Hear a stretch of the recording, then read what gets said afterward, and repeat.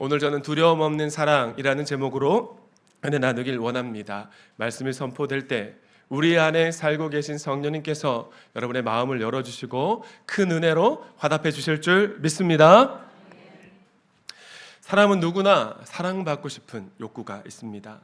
사랑 때문에 기뻐 춤을 추고 시를 쓰고 아름다운 이야기를 만들어 내지요. 하지만 사랑 때문에 아픕니다. 견딜 수 없는 슬픔과 고통의 자리를 넘나들죠. 그러다 시리에 빠져서 살 소망까지 잃어버리는 사람들도 있습니다. 세상은 물론이고요, 하나님이 디자인하신 가정도, 하나님의 백성들이 모인 교회 공동체도 사랑에 목말라 한 사람들이 가득한 것 같아요. 이런 걸 보면 우리가 밥을 먹고 사는 것 같지만 사실은 사랑을 먹고 사는 것입니다. 인류학자인 미국의 러커스 대학교 헬렌 피셔 박사는 왜 우리는 사랑에 빠지는가라는 책에서 사랑을 세 단계로 구분합니다. 이미지 띄워주시고, 첫 번째 단계는 lust, 욕정 단계예요. 사랑할 대상이 아직 없는 겁니다. 그런데도 나도 한번 사랑하고 싶다, 사랑에 빠지고 싶다는 에너지가 우리 안에 있다는 거죠. 뇌의 시상하부라는 부위에서 계속 그런 신호를 만들어내는 겁니다. 아직 만나지 못한 상대를 끊임없이 갈구하면서 찾는 단계가 첫 번째 사랑의 단계예요. 두 번째는 attraction, 끌림의 단계입니다. 이제 사랑의 대상을 찾은 것입니다. 사랑에 빠졌어요. 왜 이런 말 하잖아요. 우리 인간이 그 뇌를 50%도 사용 못한다, 20%, 30%만 사용해도 우리 인생이 달라질 거라는. 평소에 뇌는 10%만 사용됩니다. 절전 모드로 돌아가는데 이때부터 뇌가 변하는 거예요. 교감신경의 활성화로 인해서 뇌에서 행복감과 황홀감을 느끼게 하는 이 세로토닌과 도파민이라는 화학물질이 막 펑펑펑 솟아 나오는 거죠. 그래서 어떤 일이 벌어지느냐, 온통 그 사람만 보이는 겁니다. 그 사람을 생각하기만 해도 막 심장이 쿵텅쿵텅 뛰고요, 밤에 잠도 잘 안 오죠. 그러다 그 사람을 만나게 되면 어떤 일이 벌어집니까?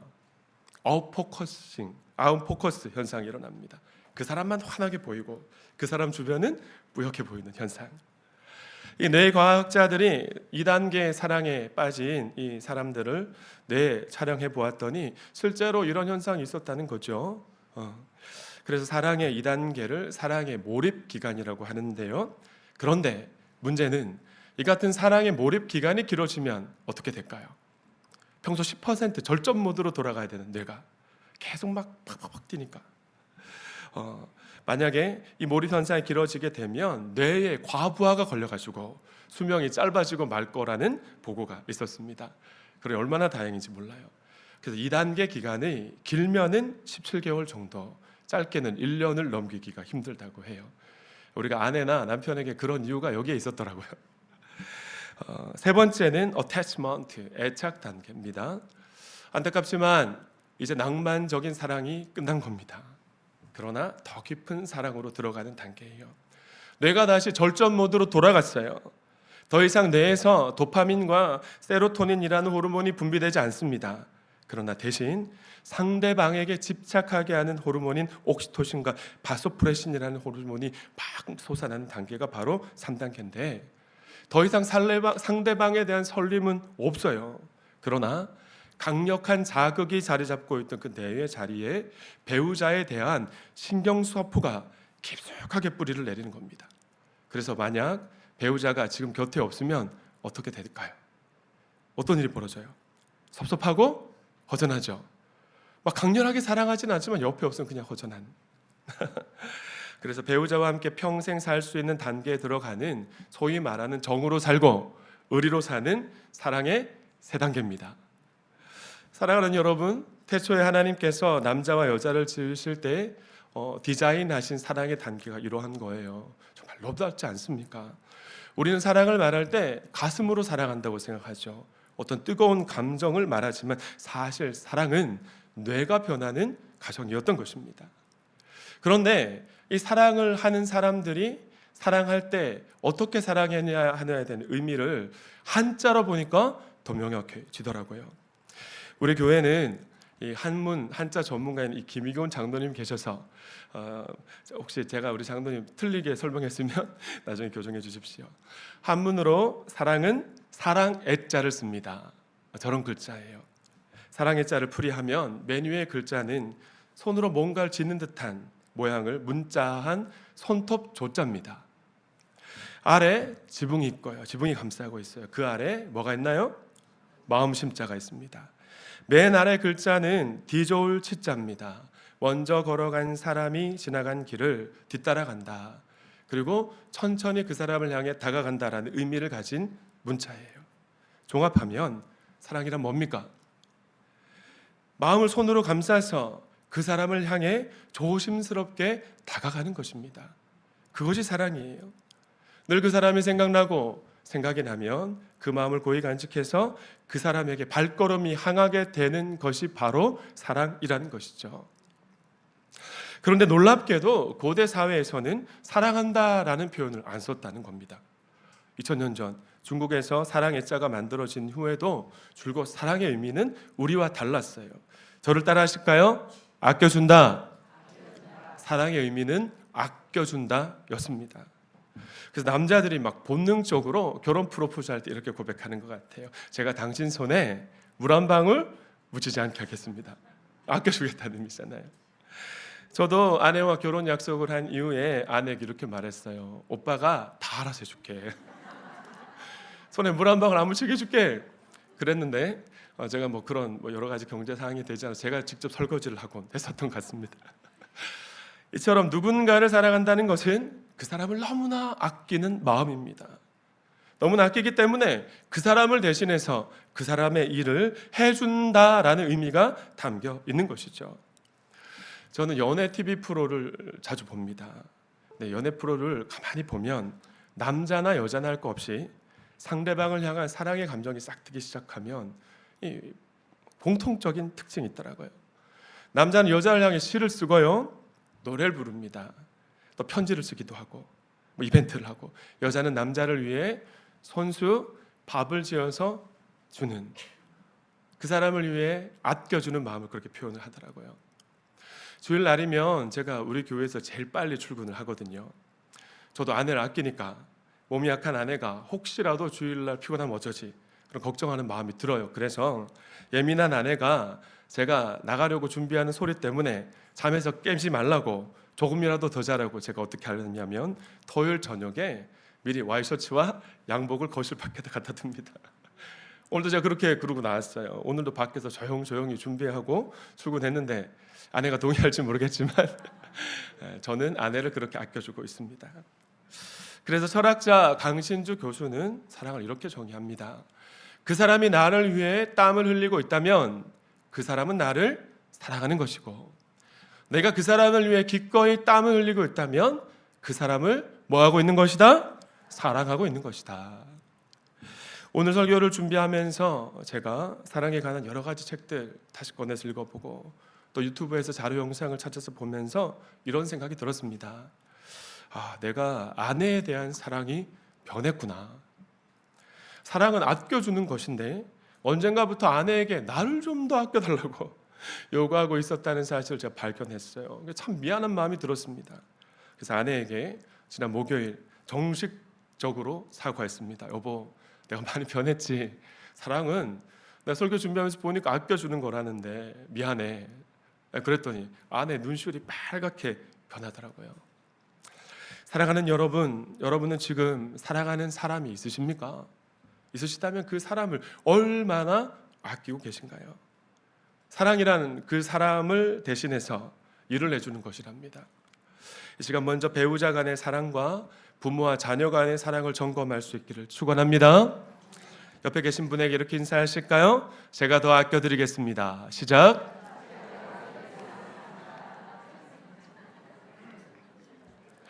사랑하는 동암 가족 여러분, 기독교는 위대한 사랑의 종교입니다. 기독교의 하나님은 사랑을 위해서 사랑 안에서 우리에게 다가오세요. 인간에게 다가오셔서 사랑을 표현하십니다. 신구약 성경을 펼쳐서 읽어보시면 곳곳에 인간에게 날 좀 사랑해달라고 호소하시는 하나님의 모습을 발견할 수 있고요. 사랑으로 다가오셔서 사랑으로 품어주시고 그렇게 인간을 변화시켜 나가시는 하나님을 만날 수 있습니다. 그런데 왜 하나님은 인간에게 나를 좀 사랑해 달라고 그토록 호소하시는 걸까요? 사실 오늘 본문도 사랑 이야기 하고 있거든요. 어느 날 한 율법학자가 예수님을 시험하려는 목적으로 예수님의 질문을 합니다. 하나님이 모세에게 주신 율법 중에 어느 계명이 가장 큽니까? 라는 질문이었어요. 그러자 예수님은 이렇게 대답하셨습니다. 37절과 38절 말씀을 다시 한번 읽어 주십니다. 시작.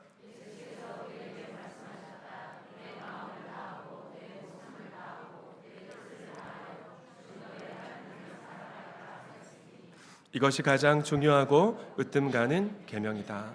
마음을 다하고 목숨을 다하고 뜻을 다하여 하나님 한 분만 사랑하라. 할렐루야. 여기서 마음이란 헬라어로 카르디아라는 단어입니다. 가식이 없는 내면의 진실함 또는 동기, 이 목적을 가리키는 단어예요. 그래서 NIV 영어 성경에서는 heart, 이 가슴 또는 mind, 이 정신으로 번역하고 있는 단어입니다. 그 다음 목숨은 헬라어로 푸시케라는 단어예요. 호흡 또는 생명이란 뜻이 있습니다. 끝으로 뜻으로 번역된 헬라어는 생각이나 지각이라는 뜻을 가지고 있는 디아노이아라는 단어예요. 그러니까 종합하면 예수님 이렇게 말씀하신 거죠. 하나님을 사랑하되 가식적으로 사랑하는 것이 아니라 진실하게 사랑하고 생명을 걸고 사랑하고 오직 하나님 한 분만 갈망하며 사랑하라고 말씀하고 계신 것입니다. 만약 우리가 이 말씀을 나에게 주신 말씀으로 받는다면 우리는 어떻게 사랑해야 될까요? 우리의 전 의지와 전 존재와 전 인격을 다해 하나님 한 분만 사랑해야 될 줄 믿습니다. 할렐루야. 그런데 오늘 본문에서 예수님이 사랑하라라는 말씀을 하실 때 아가파오라는 단어를 사용하셨다는 것이 중요합니다. 그리스 사람들은 사랑을 크게 네 가지로 구분을 했거든요. 첫 번째는 스톨게 사랑이에요. 한번 좀 들어보셨을 것 같은데 가족이나 혈육 간의 사랑이 스톨게 사랑입니다. 두 번째는 필레오 사랑인데요. 친구 간의 우정이나 애정을 뜻하는 그런 사랑이고요. 세 번째 에로스 사랑은 우리가 잘 아는 것처럼 이성 간의 사랑이고 마지막 아가페 사랑은 거룩하고 무조건적인 사랑. 나를 사랑하지 않고 타인을 사랑하는 비이기적인 사랑이 바로 아가페 사랑입니다. 근데 오늘 본문에서 예수님이 하나님을 향한 사랑을 말씀하실 때 어떤 사랑을 말씀하셨다고요? 아가페. 아가페 사랑에서 파생된 아가파오라는 사랑의 동사를 쓰셨다는 것이 의미가 있는 것이에요. 아가페 사랑. 우리가 해야 되는 겁니다. 근데 강단에서 목사들이나 아니면 목자 목녀가 우리 아가페 사랑해야 됩니다. 나를 사랑하지 말고 이타적인 사랑을 해야 됩니다. 라는 말씀을 하면 어떤가요? 부담으로 좀 다가오잖아요. 하지만 사랑의 자에 담긴 의미를 묵상하면 그래도 우리의 마음가짐 조금은 달라질 수 있는 것 같습니다. 사랑이 뭐라고 말씀드렸습니까? 아껴주는 거. 사랑이 뭐라고요? 아껴주는 거. 그럼 하나님을 우리가 어떻게 사랑해야 될까요? 아껴주면 되죠. 하나님을 아껴주어서 하나님의 일을 대신해 주면 될 줄 믿습니다. 왜 그렇게 해야 됩니까? 그것이 사랑이기 때문이에요. 반대로 내가 아무리 하나님을 사랑한다 고백하고 있을다 할지라도 하나님을 향한 아끼는 마음이 없어요. 그래서 하나님의 일을 대신하고 있지 않다면 지금 하나님을 향한 나의 사랑은 어쩌면 내가 행복하기 위한 자기 만족의 사랑일 수 있습니다. 어제도 하나님을 사랑하는 많은 분들이 지난 주간에도 하나님을 아끼는 마음으로 예배당 구석구석에서 땀을 흘리셨습니다. 우리 교회는 가정교회 공동체여서 이 관리 집사님이 안 계시잖아요. 유아부 교육 목자로부터 청소년 교육 목자까지 또 성경학교 진행하고 있으니까 유아부 식사 준비로 섬기시고 예배당 청소를 위해 또 우리가 지금 공사 말미기 때문에 밖에 폐자재들 많은데 또 부부가 나와서 분리수거 땀을 뻘뻘 흘리면서 하시고 오늘부터 카페를 정상적으로 가동하기 위해서 여러 가지 일들로 애쓰셨는데 그래서 우리가 오늘 이 자리에 예배하고 있는 거거든요. 격려의 박수로 한번 섬겨드리겠습니다. 근데 오늘 본문에서 예수님이 하신 말씀은 쉐마 이스라엘이라고 불리는 신명기 6장 5절 말씀을 인용한 말씀입니다. 신명기 6장 4절과 5절 말씀을 여러분 함께 읽어 주실까요? 시작.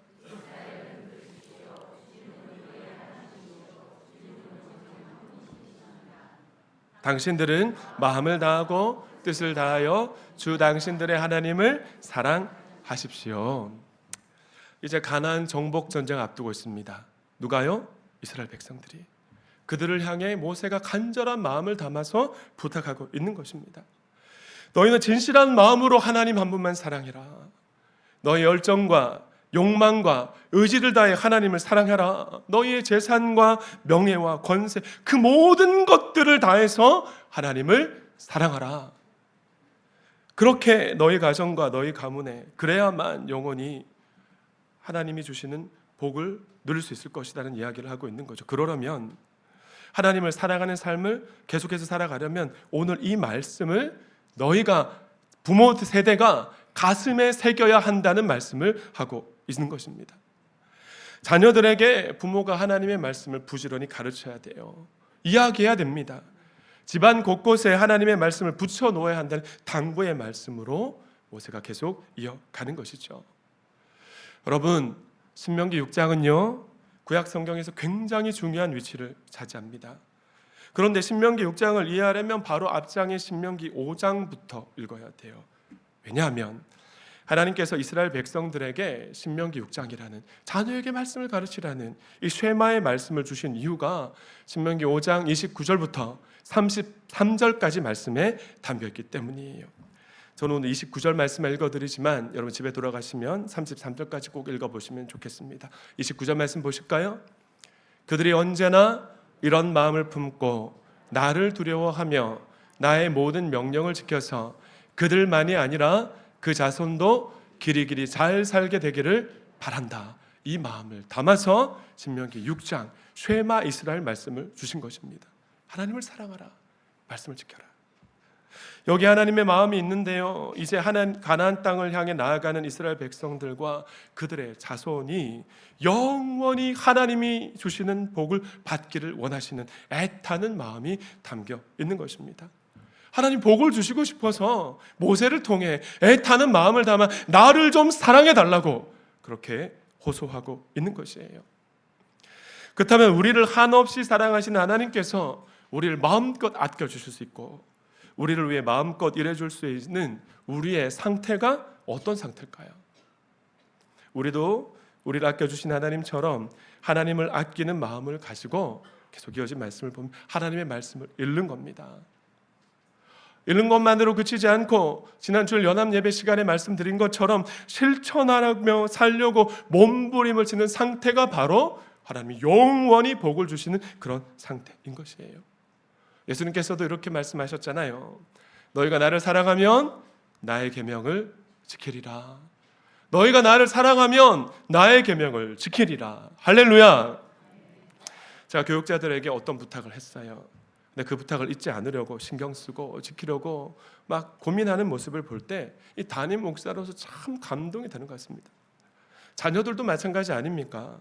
제가 진주에게 이제 저희 가족이 모두 잠발레스에 러브 필리핀 선교에 참여하니까 러브 필리핀 셔츠 단체 티에 들어갈 이미지를 한번 만들어 보라고 부탁을 했어요. 그런데 한 주간 내내 고민한 겁니다. 그러면서 아빠 어때요? 라고 가족 단톡방에 시안을 보내왔더라고요. 그 보는데 마음이 그냥 뭉클했어요. 그런데 그런 우리를 바라보시는 하나님의 마음이 어떠하실까라는 겁니다. 사랑하는 여러분, 그리스도를 믿는다는 것은 믿는 것만으로 그치는 것이 아니라 그리스도를 따른다라는 것입니다. 주의 말씀을 따라가는 것이에요. 그리고 그리스도를 따른다는 것은 저를 따라 하실까요? 하나님의 말씀이 그렇다고 하면 그런 줄 알고 하나님의 말씀이 아니라고 하면 아닌 줄 아는 것이다. 그럼 동의하십니까? 하나님의 눈높이에서 세상과 나의 삶을 바라보는 겁니다.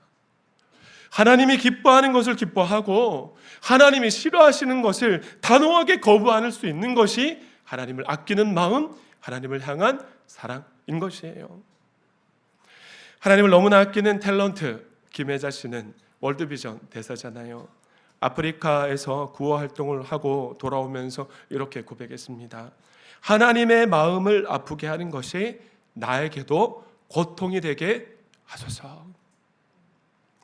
그래서 데이비드 배너라는 신약 교수가 사랑이 행복하다라는 책에서 이렇게 말하고 있는 것이에요.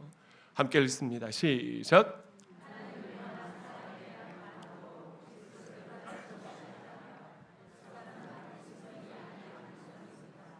두둥 하는 말씀이죠. 그리스도인의 안을 가할 수 높다. 이 말에 담긴 의미는 구원받지 못한 사람일 수 있다라는 것입니다. 여러분, 언젠가부터 대한민국의 이혼율이 50% 육박하는 시대가 되었습니다. 두 쌍이 결혼하면 한 쌍이 이혼하는 시대가 된 거예요.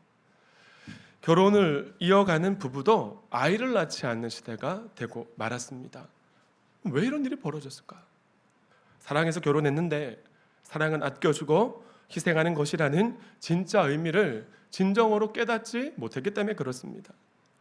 사랑을 위해서라면 산을 오르고 바다도 건너고 사막도 횡단하고 말할 수 없는 역경도 견뎌낼 것 같지요. 사랑 2단계 도파민이 펑펑 나올 때는. 그게 3단계로 변해졌을 때 내가 마음 또한 변해버리는. 대구에 가면 팔공산이라는 꽤 높은 산이 있습니다.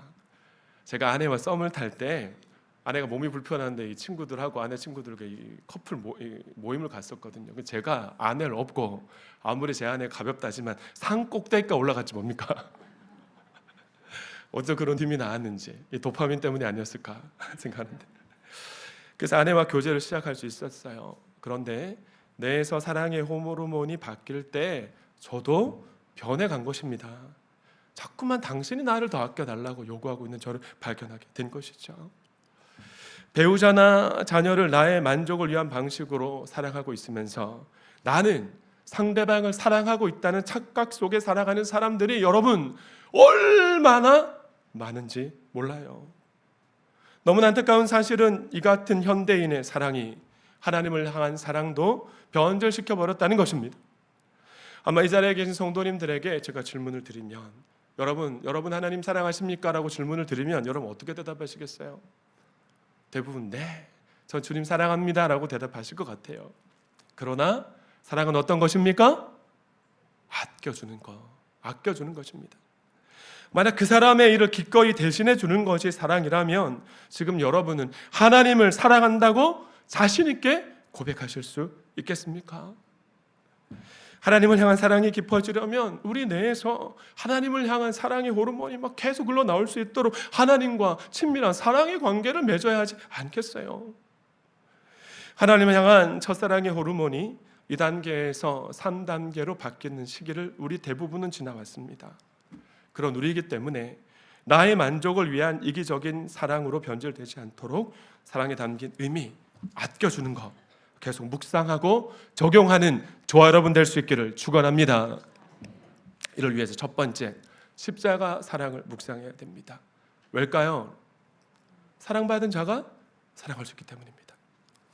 고혹하는 목사님은 바울 사도가 끝까지 사명을 붙잡고 사명을 감당하며 순교까지 할 수 있었던 것이 그의 삶에 십자가가 있었기 때문이라고 늘 호소를 하셨어요. 이 세상에 아름다운 사랑이 참 많지요.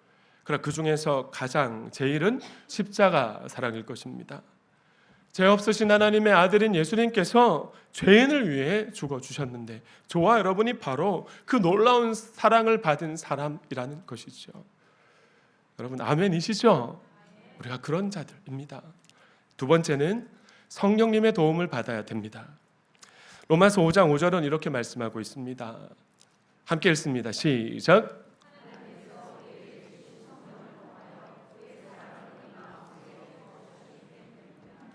여기서도 아가파오라는 단어가 쓰여졌어요. 첫사람 아담의 후손인 우리가 하나님을 아가페 사랑할 수 있는 힘이 우리 안에는 없습니다. 정말 0.00001도 없는 것 같아요. 의인은 없나니 한 사람도 없으니. 우리가 하나님처럼 아가페 사랑을 해야 하는데 그렇게 하려면 우리 안에 내재하시는 성령께서 아가페 사랑을 부어주셔야 가능한 것입니다. 성령님은 우리가 하나님을 아가페 사랑할 수 있도록 돕는 분이시죠. 만약 여러분이 하나님을 진정으로 아가페 사랑하길 원하신다면, 아껴주길 원하신다면 기도의 자리에 나아가셔서 성령의 충만함을 더 배실 수 있기를 소망합니다. 끝으로 세 번째는 사랑을 연습해야 됩니다. 생명의 삶 공부 시간에도 이거 굉장히 강조한 내용이잖아요. 연습해야 돼요. 예전에 누군가 그러더라고요.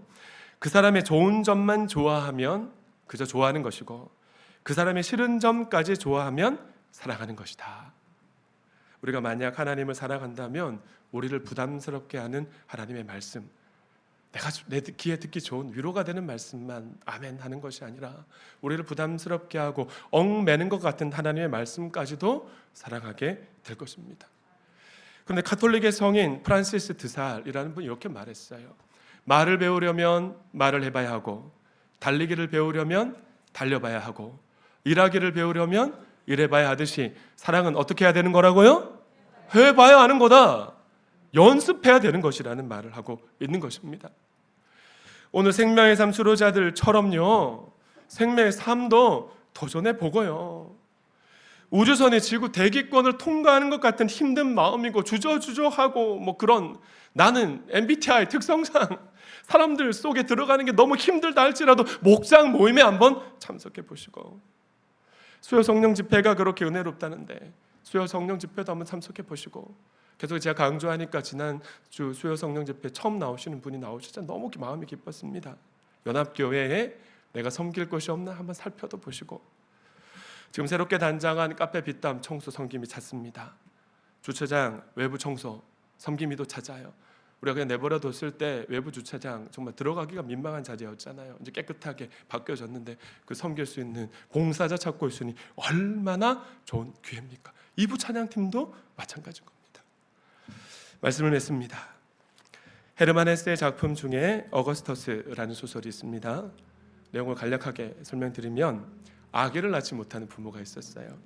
아기를 달라고 오랫동안 기도했는데 다행히도 아들을 낳았습니다. 그 아들의 이름이 바로 어거스터스였어요. 그런데 어거스터스가 태어나기 전에 아주 이상하게 생긴 노인 하나가 그의 어머니를 찾아옵니다. 그리고 이렇게 물어요. 아이가 어떤 사람 되길 원합니까? 제가 아이를 위해서 꼭 한 가지 소원을 들어드리겠습니다. 어거스터스 어머니가 고민고민 생각하다가 이렇게 대답해요. 전 이 아이가 자라가면서 모든 사람에게 사랑받으면서 살아가는, 사랑받는 아이가 되었으면 좋겠습니다. 어머니의 대답을 들은 노인이 당신의 소원이 이루어질 겁니다 라고 대답하고 사라집니다. 아이는 자라가면서 정말 누구에게나 사랑받았습니다. 집에서는 부모님 사랑을 가득 받았고요, 학교에 다니면서부터는 선생님, 친구들, 그리고 이웃들의 사랑을 받아요. 그렇게 한평생 모든 사람의 사랑을 받았는데 안타깝게도 그는 점점 더 교만해졌고 방탕해졌고요, 아나무인이 되어갑니다. 사랑만 받고 베풀질 못하니까 대부분이 외동딸, 외동아들이 그런 것처럼 자기 중심적인 사람이 되고 만 것이에요. 그런 그가 노인이 되었을 때 어떤 일이 벌어졌을까요? 비참한 모습이 되었어요. 평생 사랑을 줘본 적이 없으니 그의 주변에 사람이 없는, 늙고 병든 몸으로 거린이 되어서 어거스터스가 이리저리 헤매고 있는데 그 옛날 어머니에게 나타났던 노인이 그에게 나타납니다. 그리고 질문을 해요. 지금 당신 삶에 만족합니까? 평생 사랑만 받고 살았는데. 어거스터스가 고개를 절레절레 흔들자 노인이 다시 묻습니다. 내가 당신에게도 한 가지 소원을 이루어 주겠습니다. 소원이 무엇입니까? 그러자 어거스터스는 조금도 주저함 없이 이렇게 말합니다.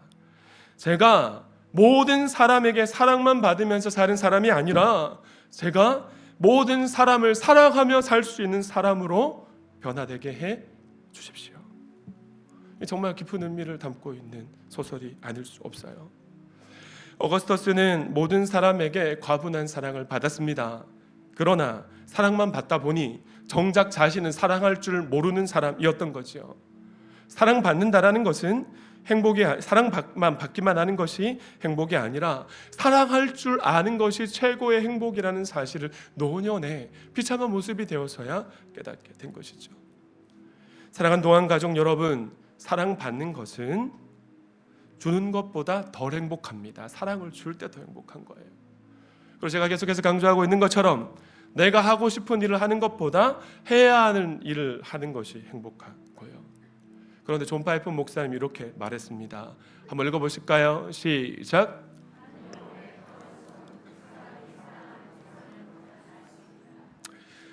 여러분은 지금 누구를 그리고 무엇을 사랑하고 계십니까? 저는 도함교회 성도님들 모두가 하나님을 아껴주는 마음을 가지고 아가페 사랑할 수 있었으면 좋겠습니다. 하나님을 진심으로 아끼는 진짜 크리스천 모두가 될 수 있었으면 좋겠어요. 두려움 없이 하나님을 그렇게 사랑하고 하나님을 아끼는 마음을 가지고 하나님의 일을 대신 감당하려는 우리의 모습을 보고 하나님이 가만히 여러분 계시겠습니까? 언약이 신실하신 하나님께서 시편 37편 4절의 복으로 화답해 주실 것인데, 또 여호와를 기뻐하라, 그가 내 마음의 소원을 내게 이루어 주리라. 이 은혜의 말씀이 여러분의 삶에 현실로 드러나는 은혜가 있기를 축원합니다. 그러나 우린 또 하나님 더 기뻐하게 되고 하나님 사랑하는 마음 가지면 하나님이 또 다른 소원을 주시고 또 그 소원을 이루어 가셔서 우리는 더 하나님을 기뻐하게 되겠죠. 그러니까 날마다 새 일을 행하시는 하나님을 경험함으로 간증이 끊이지 않는 동암교회와 동암교회 교우 모두가 될 수 있기를 예수님의 이름으로 축원합니다. 축원합니다. 옆에 계신 분에게 한 번 더 인사하실까요? 두려움 없이 하나님을 사랑합시다. 하나님께 영광의 박수 올려드립니다.